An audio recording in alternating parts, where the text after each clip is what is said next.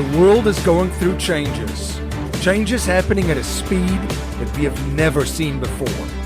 This is leading to disruption, chaos, panic, fear, hysteria, and a turbulent economy and marketplace. How do you protect your wealth in a turbulent world? How do you invest for cash flow in alternative assets to escape the rat race in times of uncertainty? How do you decentralize yourself, your family, your community, your business, and your investments to become sovereign and escape the matrix? If you are looking for strategies, tactics, and techniques to escape the rat race and matrix, you are in the right place. My name is MC Lobsher, and this is Cashflow Ninja.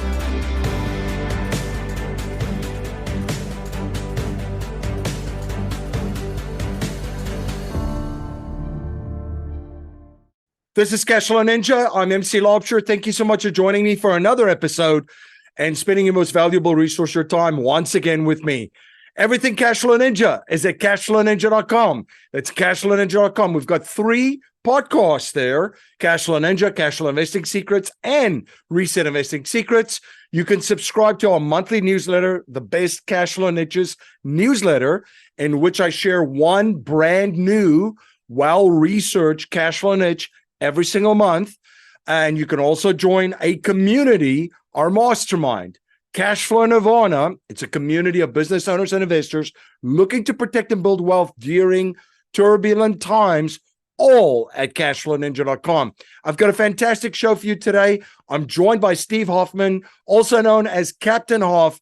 He is back on the show to give us an update of what's going on with regards to technology, software, and especially AI and robotics. He works and funds entrepreneurs all over the world that's building businesses specifically in AI. He has been on the show before. It was an incredible episode sharing a lot about AI, robotics, crypto, and the metaverse. You could go to cashflowninja.com and just type in Steve Hoffman or Captain Hoff to listen to his previous episode. Steve, great to see you. It's fantastic to be here, MC. Yeah, I've been looking forward to our conversation. As I've mentioned in the intro, Steve Hoffman, also known as Captain Hoff, has been on the Cashflow Ninja podcast. I would highly recommend you check out the previous episode. Just go to cashflowninja.com, type in Steve Hoffman or Captain Hoff. You'll find that episode where we really went into the 5 forces, 5 unstoppable forces that you're seeing in the technology world. Steve, but for folks that are not familiar with you, and this is the first time they're coming across Captain Hoff, can you please share a little bit about your background and journey with him? Sure. So I am an entrepreneur. I did 3 venture-funded companies in Silicon Valley. Then I launched Founderspace, which is a global startup incubator and accelerator. We have over 50 partners in 22 countries. I'm constantly traveling. And I've written 3 books. And the most recent one, which you covered, The 5 Forces, is all about AI and transformative technologies. I also have books on startup, surviving a startup, and a book on innovation, Make Elephants Fly. So that's my background. I'm very deep into artificial intelligence these days. We have a venture fund, and we are investing in this sector. Fantastic, because I wanted to ask you, in your world, what are the most exciting things you're seeing right now? And then we can do a little bit of a more deeper dive into AI. I'm very interested to see what's going on there, the developments since we last spoke, and then also how folks can invest in that. But what are some of the things in your world that you're most excited about right now? Well, right now, AI is dominating Silicon Valley, especially in the venture circles. It's capturing most of the money. Why? Well, because it's obvious, right? It's so powerful what you can do with AI, and generative AI has taken off and kind of blown the lid off artificial intelligence, showing people hands-on what it can do. But we're seeing a lot of changes in the industry right now. So I caution investors, like if you're an investor out there and you're interested in AI, I will tell you right now that 98% of the companies are not worth investing in. It sounds a lot like the dot-com, and it sounds a lot like that crypto rush, around about 2017, That's why you 2018. have absolutely, you have to be really knowledgeable about what makes a good AI company. So a lot of the AI companies sound great. And like if you go to their website or you download their app and use them, they perform really well. But all they are is what we call a thin layer on top of Chat GPT. So they don't add really any of their own technology. They're just doing what are called API calls, pulling information from OpenAI's ChatGPT or other sources and handing that to you. And to you, it seems amazing because those platforms are amazing. OpenAI's ChatGPT, Google Bard, Facebook has one. There's a bunch of them out there. They're pretty amazing. But if they aren't adding a lot of value and they don't have any other way to really build a moat around their business, a defensible moat, you have to be careful because those guys are transitory. They are going away. So this sounds a lot like the companies or projects, as they were called in the crypto space, that was simply just built on Ethereum. And they didn't really add anything else. And maybe there was one little tweak or one little thin layer, like you said, but there's no moat around it. And you basically build it on top of something else. History doesn't necessarily repeat itself, but it sure does rhyme, right? As Mark Twain said. Yes. But for folks that haven't listened to the previous episode, so everybody by now knows ChatGPT, what ChatGPT is. But if you don't mind, please briefly just touch on that. And since we last spoke, I believe around like in February, March, right? So what's that now? 6 months? I'm losing track of this year. 6 months ago, let's just say we spoke 6 months ago. Things have evolved so quickly there. What has happened in the past 6 months since we spoke in that space with ChatGPT? Biggest development lately is what they call multimodal AI. And multimodal means you can combine different types of assets into AI. For example, one type of very simple multimodal, which we already have, is I can type text and I can get an image. So you can do that on Dolly, which is part of ChatGPT. You can do it on Midjourney. You can do it on Stable Diffusion. All these different platforms allow you to do that. So you just type text, you get an image. That's multimodal, going from one mode to another. Now they have an explosion in new applications that you type in text and you get a video out. You type in text, you get music, a music competition. You type in text, you get audio. You can replicate your own voice. You can clone your own voice in AI. And then from then on, you don't have to talk. You can be mute. All you have to do is type and you can use your voice. This is a huge sea change. It's happening very fast. They have applications now where you can put in a video and get text out. You can put in audio and get text out. You're all these different permutations, and they're combining them in unique and creative ways in different applications. You can imagine combining them in virtual worlds, combining them in applications, chat, messaging applications, combining them in dating applications, all sorts of things. AI is permeating everything.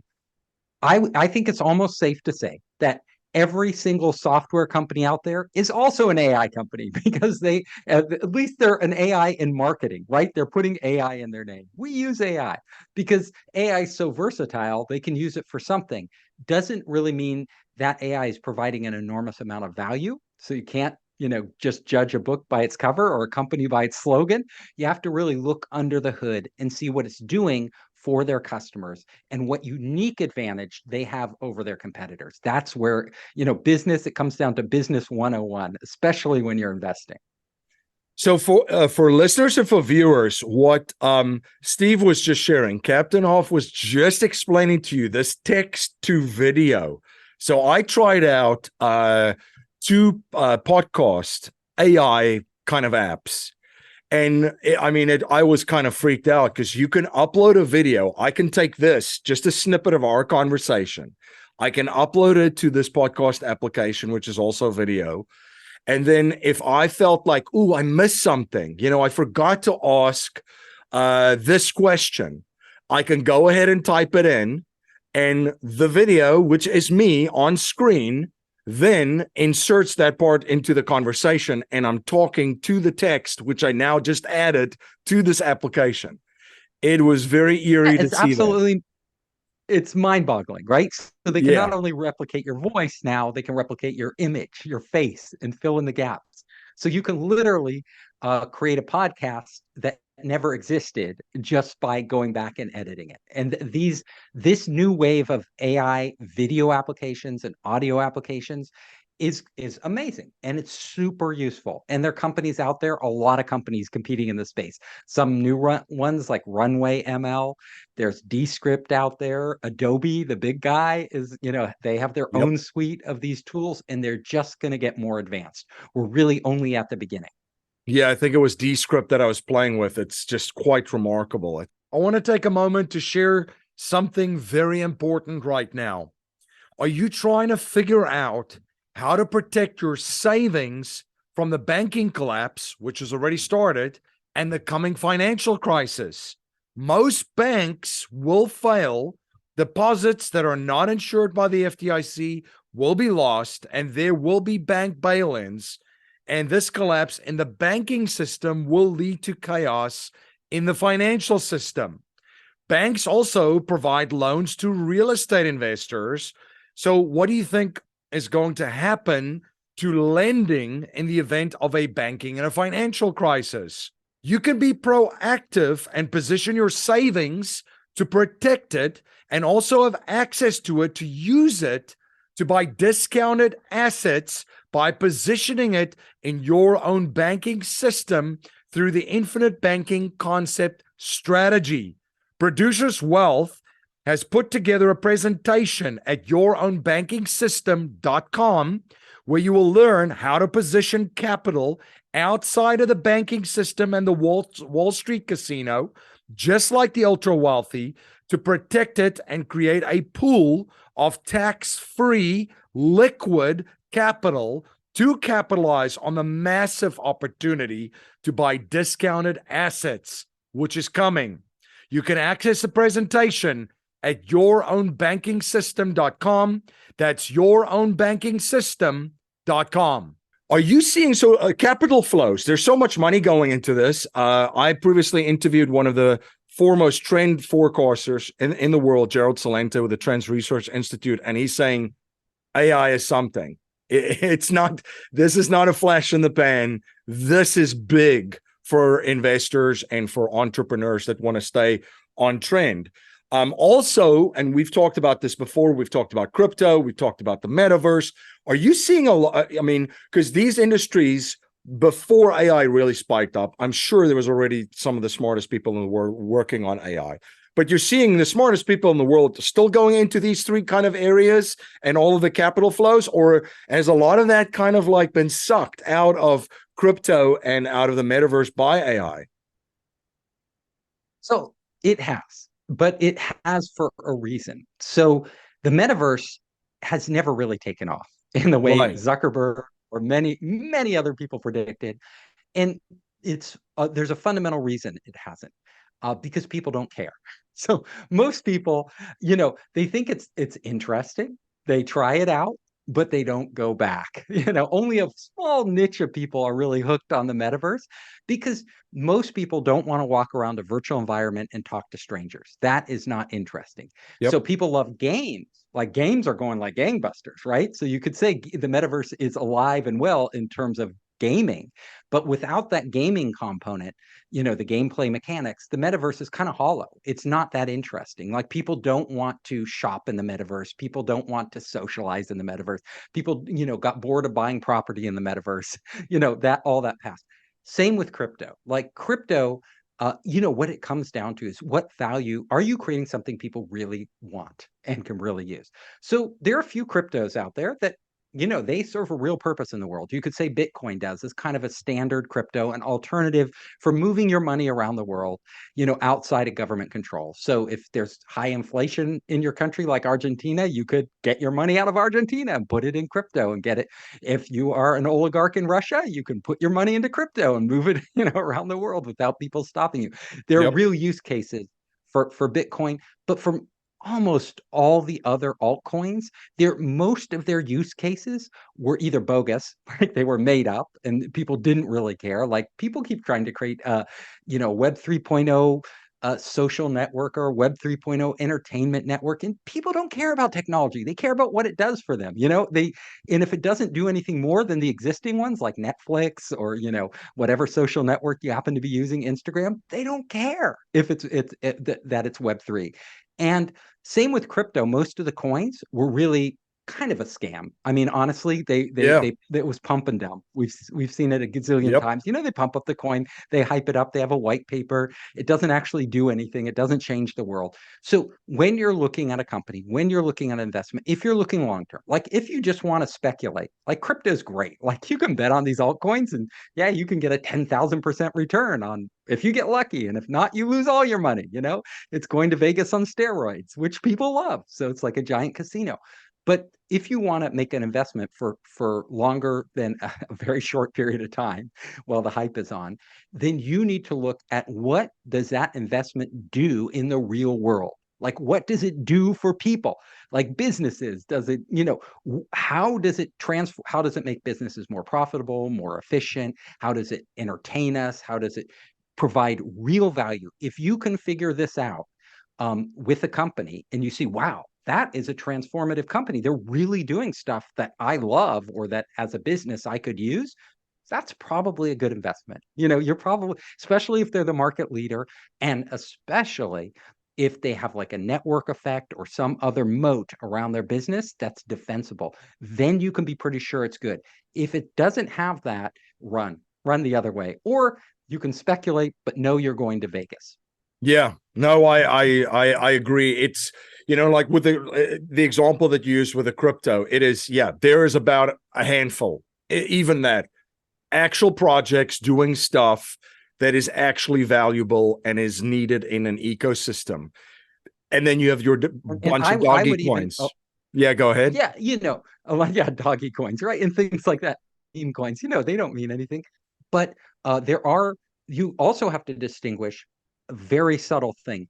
Do those coins, are they only adding value inside the crypto world? Like some of them are very good at creating value inside the crypto world, Yep. but that's only good as long as the crypto world matters, right? Right. and, and in the crypto world will only matter, honestly, is if a lot of those technologies make value outside the crypto world. So what I'm Right. really looking at when I look at crypto is what value do you create outside the crypto universe, right? Not just for the people who are totally bought in, but for Yep. the rest of the world. If you can do that, that's transformational to me. Great point. Great point. So let's talk about well, before I jump into just some ideas of what investors should be looking for in a checklist or just a reference for due diligence, what's the update on robotics? Because the last time you and I spoke, we were kind of chuckling about the dogs, the police dogs that came out in Singapore and they were pilot tested, around the United States. Now, I mean, we're getting into creepy territory with these robots that recently was displayed as part of this movie premiere. The creator, it was this movie premiere that they had all these robots at an NFL game. I mean, and we're getting into eerie territory. When is the Terminator coming? Well, what's going on with robotics? What's happening Westworld? Like, are we going to be living Westworld soon? Yeah. If Elon Musk has his way, we will be living Westworld. He has his own robot, right? Tesla has their own robot they're building. I don't know if it's any good or not, or if it's all hype, but they're doing it. Um, let's let's understand something. Software can move very fast, right? AI can move really fast. It's software, right? It can scale fast. It can get, application can be at 0 and it can be at 100 million and a month later, robots, they're mechanical. They are hard to build. Like it's hard to build great robots. Not only they're hard to build, they are expensive to build, right? They have all these parts, it's big supply chains, shipping them, they break, maintaining them, and they are hard to sell. And they are hard to sell for a premium above what you already spent to develop them and get them into the hands of businesses or consumers. So robots, what's happening right now is the software inside of robots is advancing very fast. And that is great news because that means our robots will be so much more capable. But the fundamental mechanics and stuff is moving much at a much slower pace. So we aren't going to see these amazing robots that are literally our butlers and our assistants at work, going around doing all these stuff, anytime soon for a reasonable price. It's just not going to be here quickly. However, like the big area for robots are simple repetitive tasks that can be done with intelligence, like RoboVacs. I tell you, I have a RoboVac. I can't live without it now. Like I love that RoboVac, just turn it on, let it go. Those are getting better and better. We're going to see robots like that proliferating right throughout businesses, factory floors, you name it. Very targeted, focused robots that do one thing really well. And that's here to stay. That's going to progress. These more humanoid, lifelike robots. On the software side, we're getting, literally AI has exceeded the Turing test, right? Most people, if they're chatting with a chatbot for a short amount of time, not too long, they cannot tell it's a chatbot. It takes them a while to figure it out. So it's past the Turing test. Will that get better? Yes, it's going to get a lot better. There are applications out there like Character AI and a whole bunch of others, Glow in China, a whole bunch of these that are literally creating much more lifelike AIs that can remember things, like have a history. They'll remember what you interacted with them. They will begin to understand your personality, and they will begin to display your own personality. So this is coming, and it's really interesting. And this will be embedded in robots in the future. So we're going to see transformation. I predict most of the really cool humanoid stuff will be happening online far ahead of when it happens in a robot. There are already a lot of applications you can download from, the App Store and the internet. That one is called Replicant. And, people, these are little chatbots. They're just chatbots, but people are falling in love with them. They're literally becoming emotionally attached. Like with Replicant, they actually had to change the algorithm because they got in trouble with, I think it was the Italian government and a few other things. And people felt like their personal, intimate relationship with this AI that they had in their head, right? That was killed. Like that AI died. Literally, they killed off their friend, and they became so. You can go on Reddit and read these, diatribes that people were writing. They felt like as passionate as if you had killed like their dog or cat or even a human friend, because they had gotten so attached to this, what is still a very primitive chatbot. So imagine when those chatbots become much more sophisticated within the next few years, they will be, how attached human beings will become, especially lonely people, people, who want some sort of relationship that they're not getting from their real life. And we have the ability to imagine, to project our emotions onto our pets, right? Onto, almost anything. We can project our emotions. We will project that onto robots when they're physical, but even before that, we're going to be projecting it onto these virtual avatars, right, that seem human-like, although they are far from human. It's almost like that movie where I mean there was a relationship with this human and yeah, her. Yes. That's right. We are getting there. A lot of science fiction that we just watched in the movie theaters is happening right now, and that's the exciting part, right?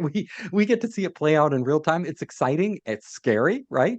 These artificial intelligent algorithms are so powerful. The big wave, the next big wave in artificial intelligence, one is making it more human-like, more natural interactions.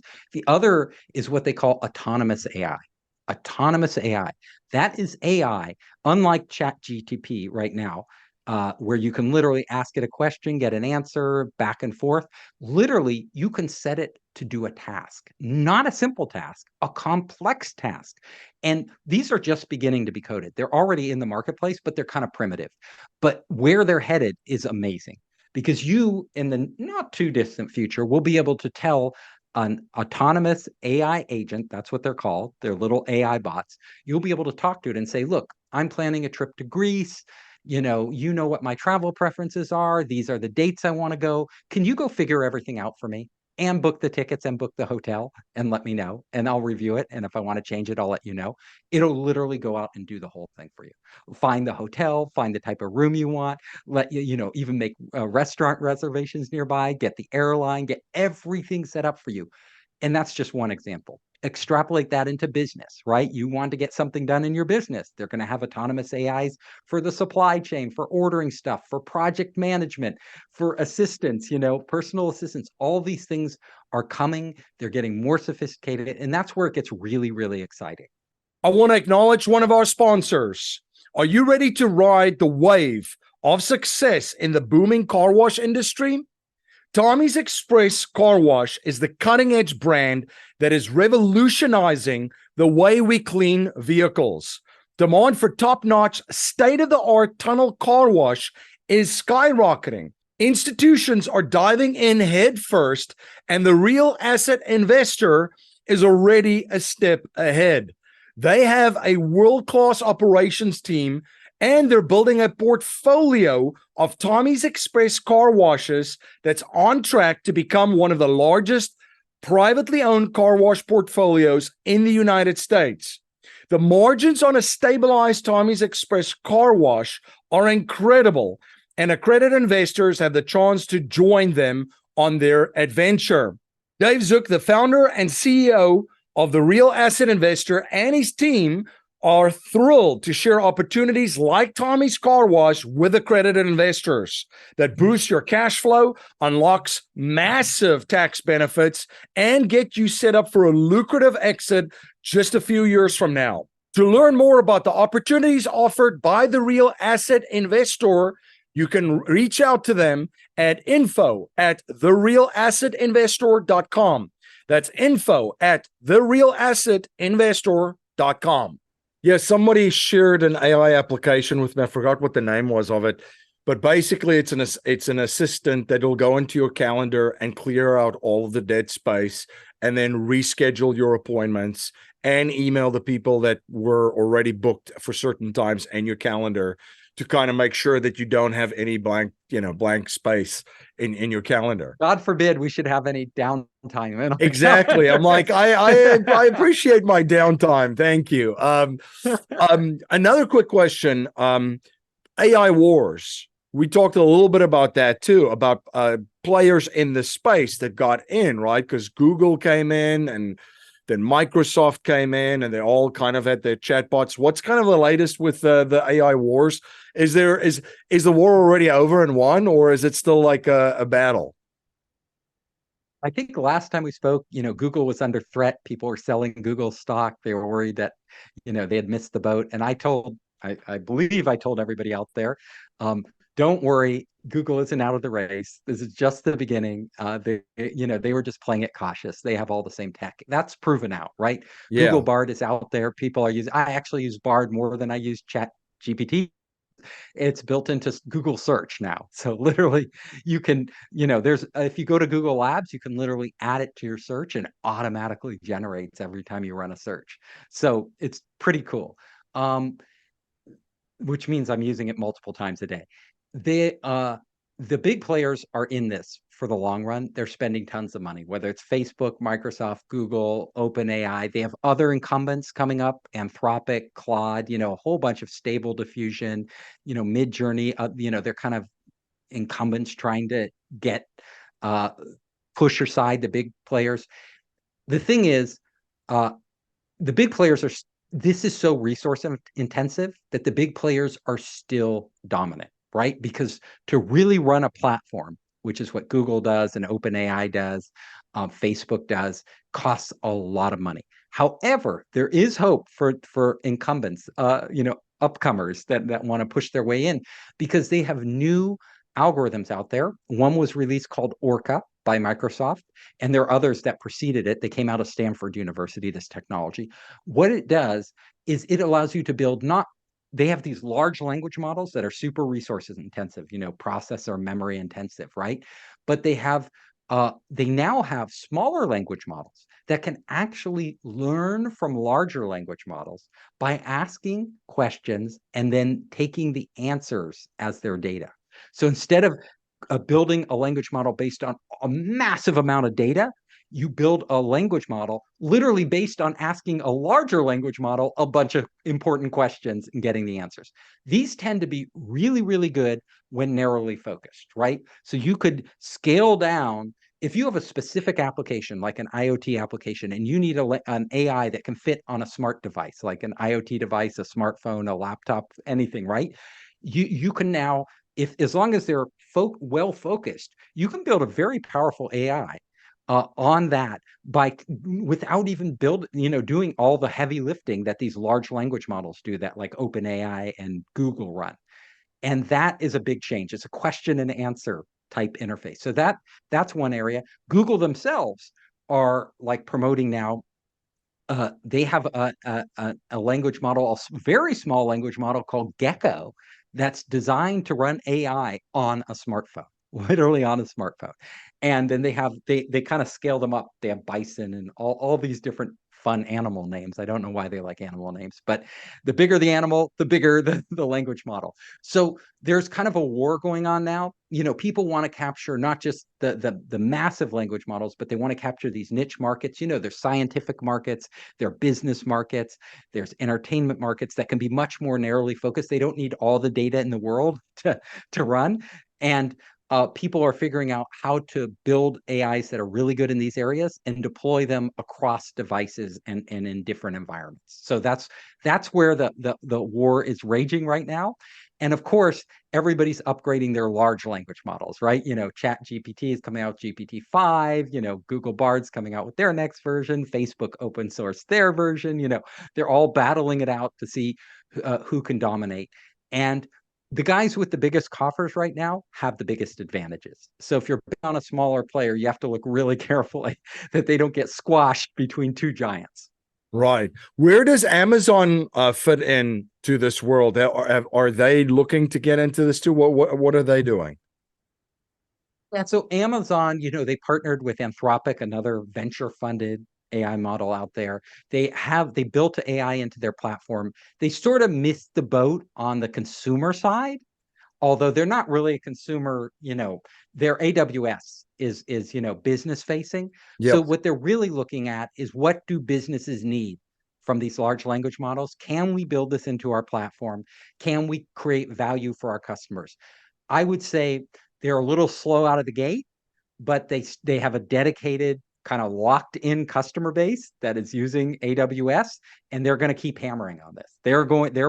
Trust me, they're putting resource. They do not want Microsoft and Google, especially Microsoft and Google, eating their lunch, right? So Yeah. Microsoft and Google are, of course, have the same customers. They have the same cloud platforms that compete with AWS. They are building AI into all there. So everybody, literally, to compete, you have to do this, and Amazon is doing this.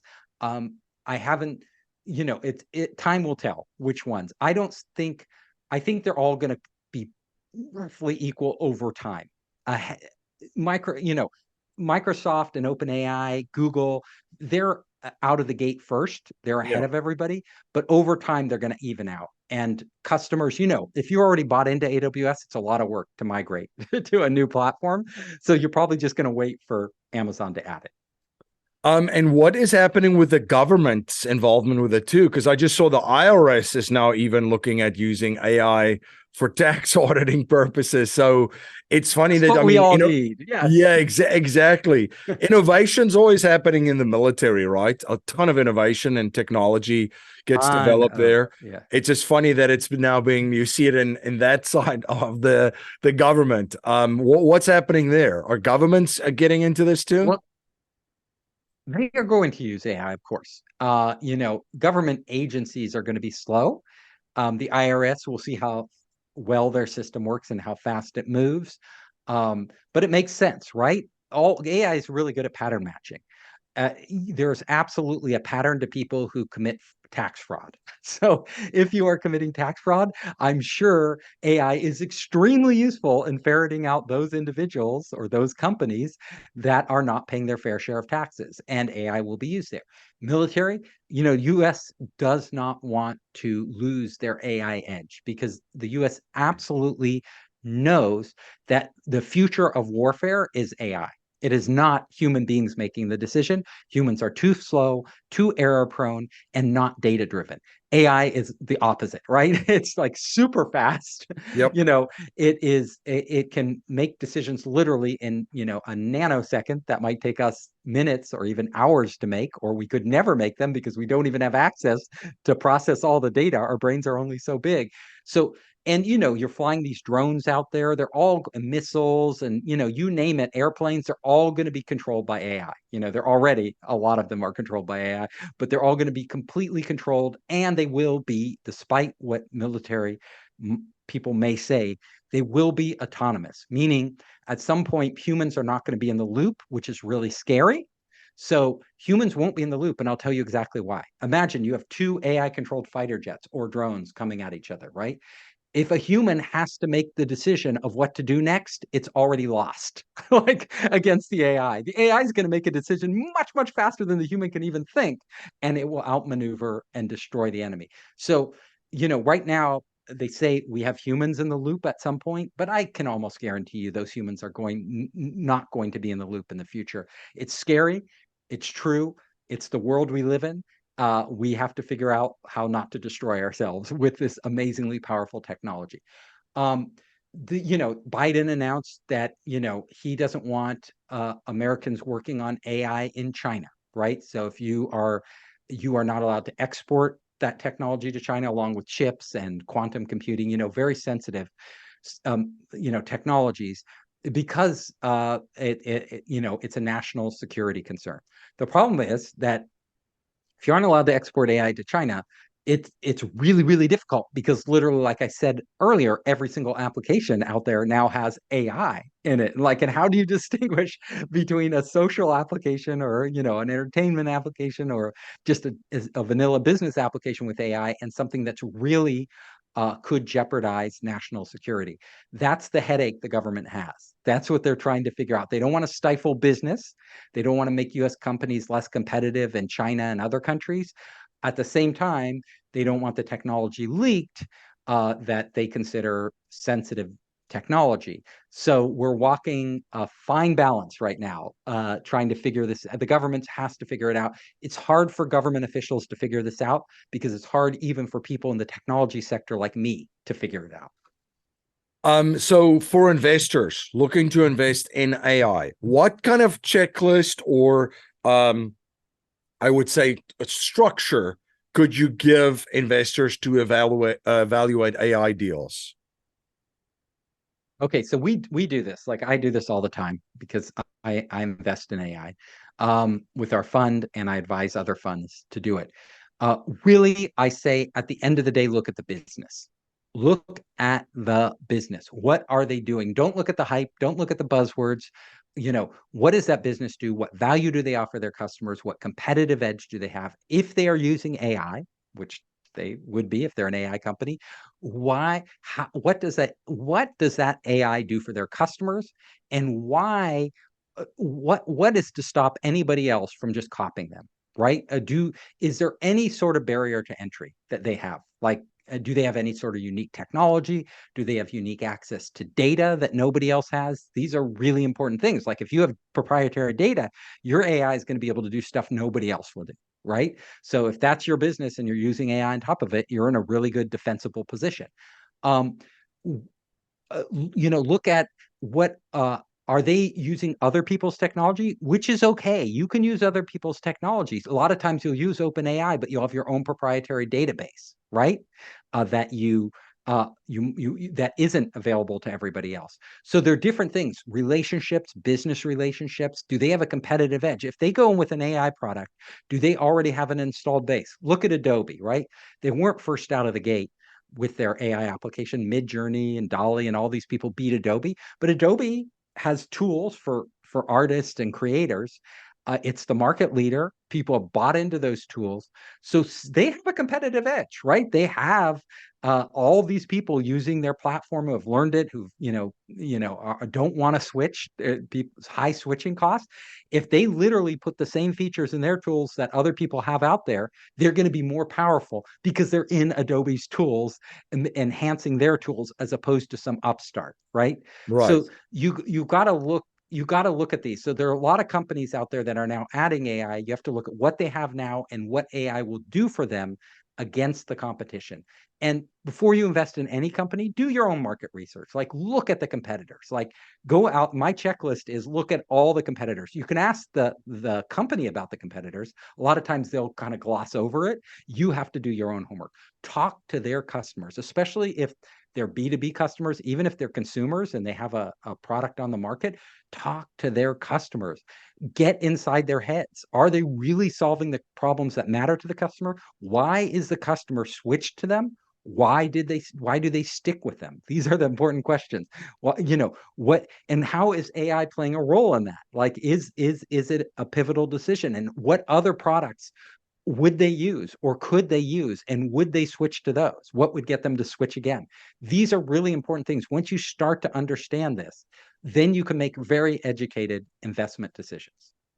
What are the ages of the founders of a lot of these AI companies? Is it kind of very similar to, the .com, where you had these young guys, the Steve Jobses and Bill Gates, and then you had the social media companies, the Zuckerbergs and all these guys, and then the crypto. Is it a younger generation, or is it a kind of like a mixed group of folks? Well, yeah, startups naturally skew younger because young people can take more of a risk. And Yeah. it's guys and gals, girls too, they're Yep. out there, and they can take more of a risk at a young age because they don't have a family, they're not locked into a job, they don't have a mortgage payment, they can just, jump in and jump out. The question though, age, people tend to, oh, they're young, I should invest in them. They get it. Actually, in technology, even in technology, but it's true across all business sectors and entrepreneurship, people in their late 30s and early 40s tend to be the best investment.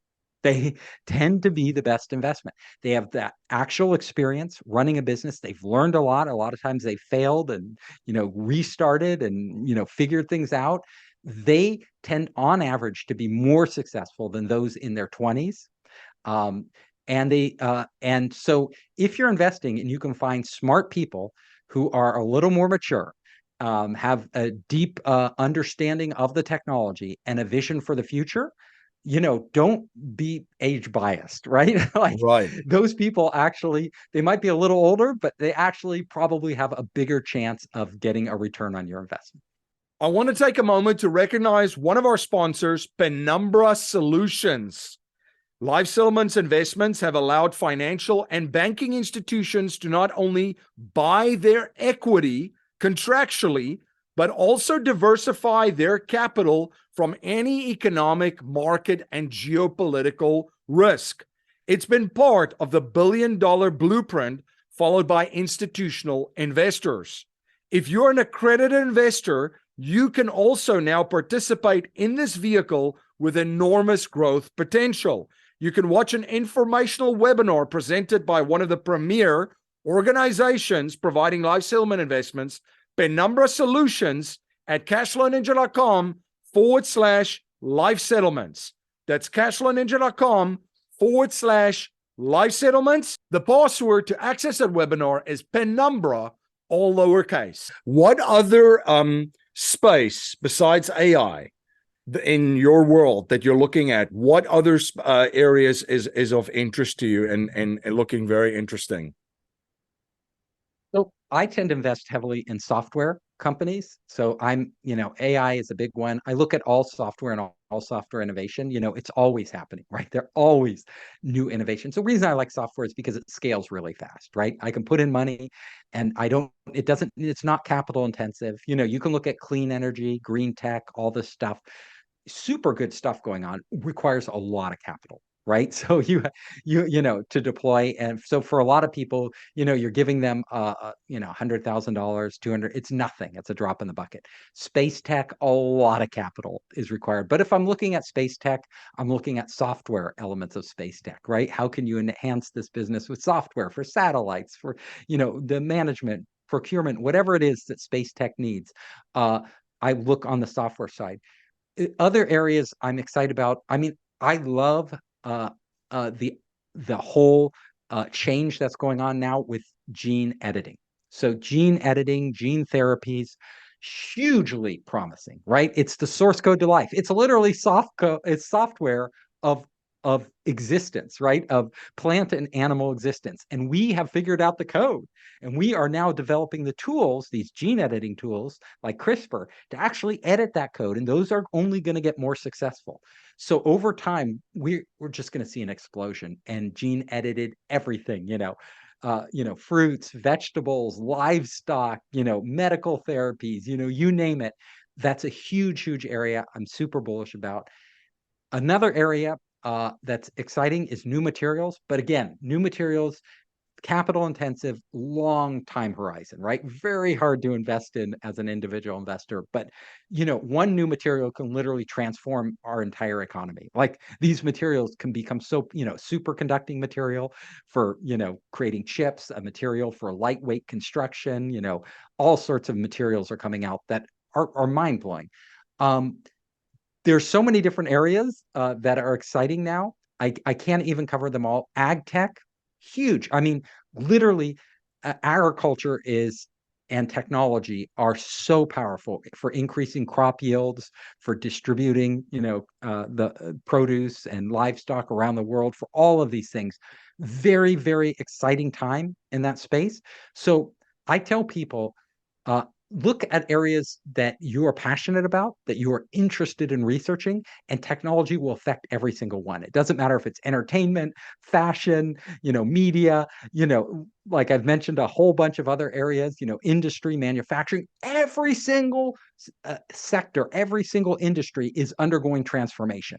So if there's an area you're really interested in, I guarantee you these technologies are going to be impacting it, and there are investment opportunities. Steve, where can folks follow you? Where can they stay in touch? And where can they just stay informed of all the many things that you're involved in? And maybe if you don't mind sharing more about Founderspace and some of the other things that you're involved with. Sure. So anybody who wants to reach me can literally go to founderspace.com, founderspace.com. You can contact me, like my contacts there. I have tons of videos, like for people, on investing, on startups, on innovation, all these things. And I respond to the emails. So if you go to the site, you can literally contact me. I'm also on all the social networks. You can search for Founderspace, search for my nickname, Captain Hoff. I will pop up. You will see me. Right now, we are putting a lot of effort into AI.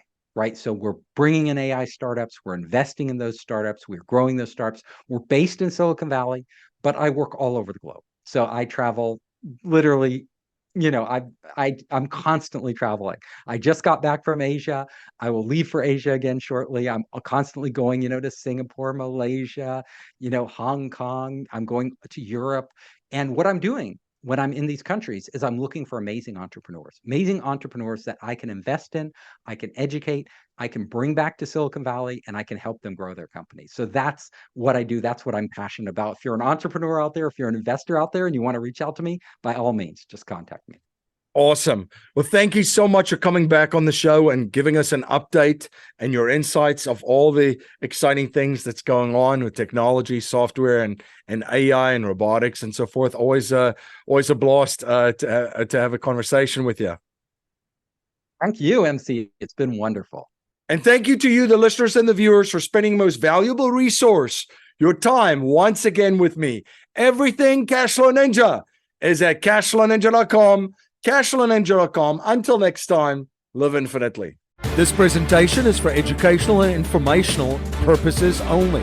The information being presented and considered does not consider your particular financial objectives or situation, and it does not make personalized recommendations. This material is not intended to replace the advice of a qualified tax and legal advisor or other qualified professionals, and you should not use the information in place of a customized consultation with a licensed professional regarding your specific personal financial objectives, situation, and needs. We believe the information provided is reliable, but we do not guarantee its accuracy, timeliness, or completeness.